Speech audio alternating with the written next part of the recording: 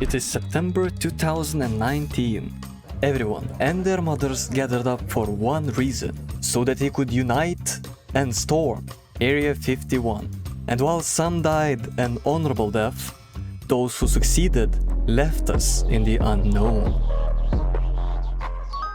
This took such a toll on the government that they decided to come clean and straight up tell us, UFOs are real.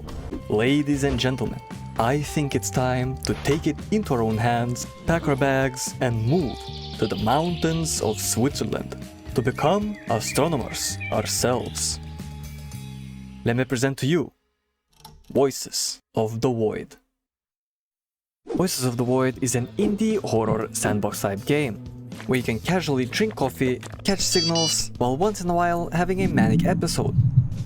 You and your friend could both have completely different experiences. Reason is that the game's main way of scaring the player is through random events. These events can be as small as a duck spawning near you, and as big as...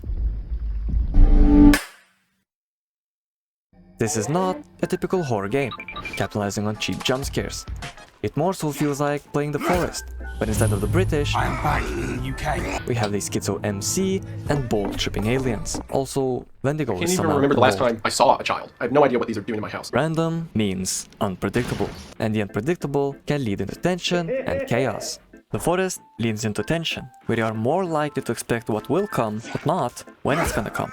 Meanwhile, Voices of the Void is way more chaotic. You do not know what is coming, nor when it's coming. And this sometimes leads to some interesting interactions.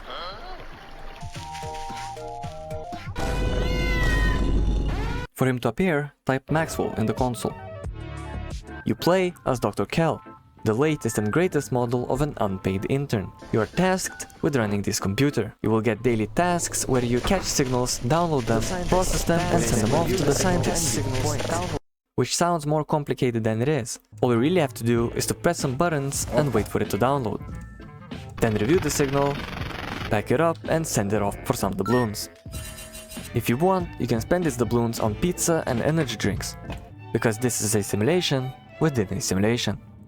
But if you sit inside for too long, you'll realize that things are starting to break, and suddenly everything shuts down. This is where you'll be forced to go outside and finally touch grass. For the satellites outside, need maintenance. You can check this using your console by pinging the satellites, and you can also target said satellites with your compass to direct you.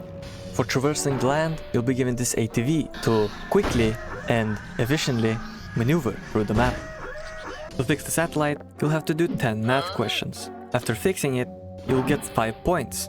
These are called points, by the way. If you fix it fast, you'll get a bonus worth 15 points. And yes, these can also be found in the base. But not only do the satellites need maintenance, you'll also be given a daily task to write down hash codes for an extra reward, of course. With cash, you can upgrade the main computer, or visit the shop to buy. Cheers, mate!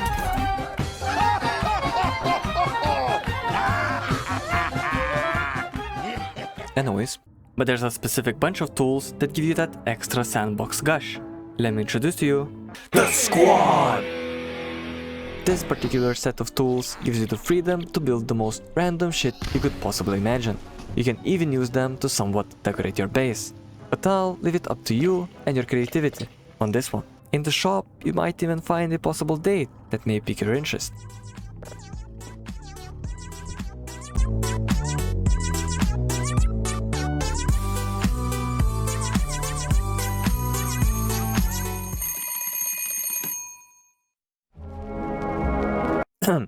Anyways, there is a sleep and eat mechanic, but usually you can eat almost anything. To refill your stamina bar, you can drink coffee and energy drinks, or sometimes go to sleep. Now, before reeling you in any deeper, I'll have to disclose one thing. The game is still in development. In fact, it's in its early stages of pre-alpha. But wait, let me explain. First of all, it's free. And currently, there are 48 days of scripted events, hundreds of signals, an unknown amount of random events, and some secrets. The best part is, you won't be able to distinguish the main events from the random ones. And this leaves you with a sneak peek of what the game is about. But with the game being unfinished, you'll notice that the events feel slow. There are gaps in the gameplay, and they are left there on purpose. These gaps will only be filled over time, as the game itself receives more updates. But since it's free, and the finished parts of the game are entertaining, I believe it's worth your time. And honestly, the less you know about the game, the more fun you'll have playing it. Also, there is a hard mode in the game. This doesn't affect the events and only gives you more tasks. So I do not recommend playing hard mode under any circumstances. I played on normal and it seemed alright. If you wanna play the story mode, you'll first have to complete the tutorial. And even the tutorial has some secrets. So if you wanna 100% the game, more power to you. Speaking of secrets, completing one is based on your IRL luck. Some secrets require the use of metal detector to find buried treasures in some of the most random locations.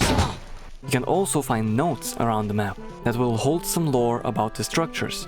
And some of the notes' locations are wild. The Rune Secret is a great example for this.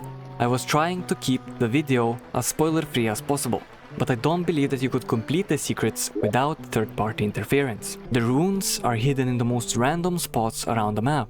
The water rune is the easiest one to get and can be found in the lake. However, there are 4 runes in total, each requiring you to find them without any guidance or hint. One is hidden on top of the pole.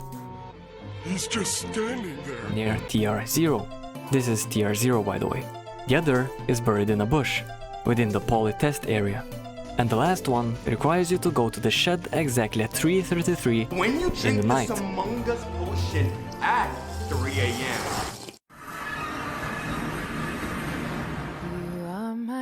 After finding the runes, you'll notice that they contain some sort of a drawing, and they will either mislead or confuse you. But no worries, I have deciphered them for you. Let's start with the water rune. This ball is a rock. You're supposed to not run it through water, but pick up a couple and then drop them in water. I have to mention that you must first hold them in your inventory before dropping them, otherwise it won't work. It floats around the map and comes back as a rune. You do not need to babysit it, because there is a log that will catch everything floating by. Next is the air rune. Just attach some balloons and wait for them to fall. The earth rune, on the other half, is very misleading. You might think that this drawing references this log, but actually it's this one. At any time you have to bury the rock in the log and then come back between 12 and 1 AM to dig it back up. Good luck. The fire rune though is somewhat self-explanatory. Take a box and blow up the rock. Finally, having collected all the infinity stones, you can head back to the shed.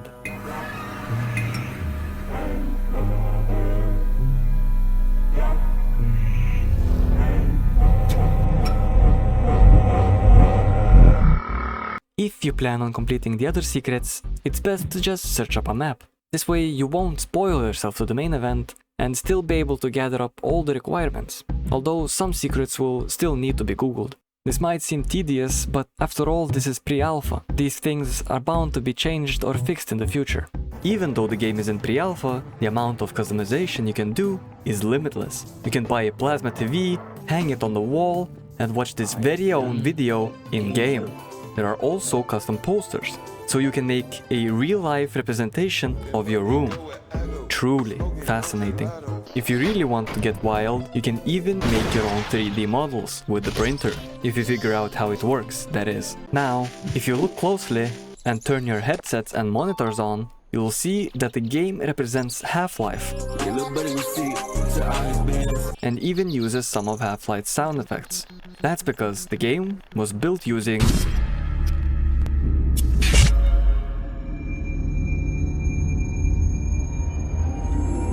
This blows my mind.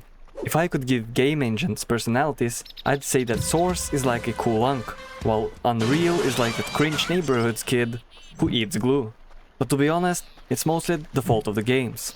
The fact that Unreal can mimic Source features gives me both joy and an uncanny feeling.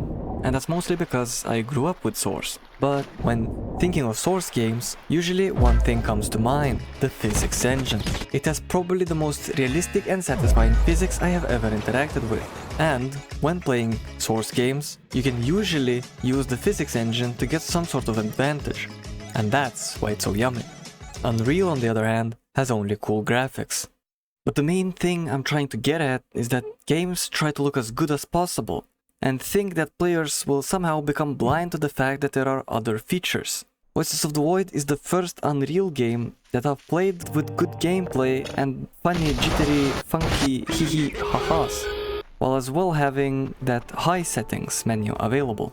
But who is responsible for this? Voices of the Void was made by Eternity Dev, or otherwise known as Mr. Doctor Knows. Eternity Dev is an indie game developer who seemingly likes to build scary games. His most two successful games are Alex Basics and Advanced Education with Viktor Strobovsky. One of them was even played by Markiplier, but he gave up on the game because it was too hard. I can already tell if I were to try to take this game seriously and try to beat it, it would take me hours and hours and hours and hours and hours and hours and hours and hours and hours and hours. There is a playlist by Noel that shows how to 100% the game. It is over 12 hours long. Through the scariest school You have ever been to. These games were made in the 2018 era, where Baldur's Basics was peak horror, and the two previous games I mentioned were inspired by Baldur's Basics. The reason I'm telling you all of this is that Voices of the Void was inspired by Signal Simulator. The gameplay is pretty much the same, but it takes away the interactions with the entities, and all you get to do is just observe. There are also upgrades, maintenance, and anomalies to find, but usually the entities are just moving PNGs in the background. Signal Simulator has since been abandoned by the developer, and the Steam reviews have been flooded by haters. People are just blind to the fact that these games walked so that Voices of the Void could run. Sorry for the quick abruption, but as I was making this video, the dev released a new version, updating some of the textures and revamping the whole map. Most of the things I've already gone through still stand true. The main things that changed is the pacing and the graphics. There are more threats and events that are scary and or deadly. There is also windmills and a new mechanic in the game that I've yet to discover what is for. The map looks more polished and has new locations. And finally, roads. Other stuff is as much of a mystery to you as to me. Anyways, the rest of the video is set for people who have finished the game or had their fair share of it already. And I believe that the best way to play the game is just to jump in as blind as possible. Hence, I didn't include too many spoilers. Anyways, to clear some things up, these are just my suggestions to fix some of the problems in the current state of the game, if you can even call them that. These might have already been discussed, but I don't know. I suggest one mighty evil, and in my opinion, easy fix. I'm not too knowledgeable about the lore of SCPs, I lost count. but make these tiles glow. This would work as a little push for the players to explore the map during the night, and as I have been informed by my radar, it's more common to run into creatures during the night. Super Hyper Ultra Ultimate Deluxe Perfect Amazing Strong. The dog was a good scare. It's most likely unintentional, but hearing footsteps in the game becomes very ordinary because of Kerfus. So hearing and then seeing something else made my scare meter spike. Something usual for the player suddenly becomes unusual? This is why beforehand I mentioned chaos. The more that happens, and the less you understand. This is a very good and hard thing to achieve in horror games. So making combo events might add to the chaos. Imagine getting the dark event with a dog. Come over here and kiss me on my hot mouth. I believe this is already possible, just the chances of you getting the event and walking into the dog is highly unlikely. The dev might even pump the game with so many events that this just might happen naturally.